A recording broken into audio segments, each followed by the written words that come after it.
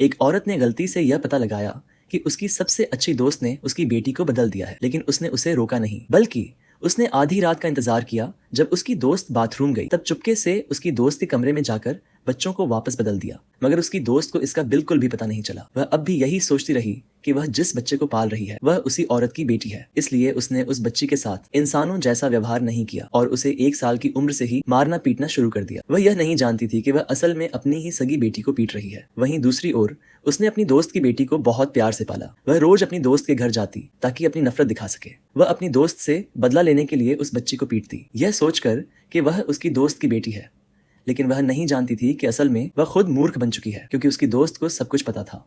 दरअसल उस औरत को पहले से पता था कि उसकी सबसे अच्छी दोस्त उसके पति की प्रेमिका है, और यह भी जानती थी कि वह बच्ची उसके पति की नाजायज संतान है। उन्होंने बच्चों को इसलिए बदला था ताकि नाजायज बेटी बड़ी होकर उस औरत की जायदाद को विरासत में पा सके, मगर उन्होंने यह नहीं सोचा था कि उस औरत ने बच्चों को पहले ही चुपके से वापस बदल दिया था। उस औरत ने सब कुछ जानते हुए भी चुप रहने का फैसला किया। उसने अपनी सारी संपत्ति अपनी बेटी के 18वें जन्मदिन से एक दिन पहले उसके नाम कर दी। जब उसकी दोस्त और उसके पति को यह सच्चाई पता चली तो वे बहुत खुश हुए। उन्होंने फैसला किया कि वे जन्मदिन की पार्टी में अपनी असली बेटी को वापस ले लेंगे और सारी जायदाद पर कब्जा कर लेंगे। जन्मदिन के दिन उसकी दोस्त गुस्से में अपनी बेटी के साथ आई, जिसे वह सालों से पीट पीट कर अपंग बना चुकी थी। पार्टी में उसने एक डीएनए टेस्ट निकाला और दावा किया कि उसे हाल ही में पता चला है कि उनके बच्चे बदले गए थे।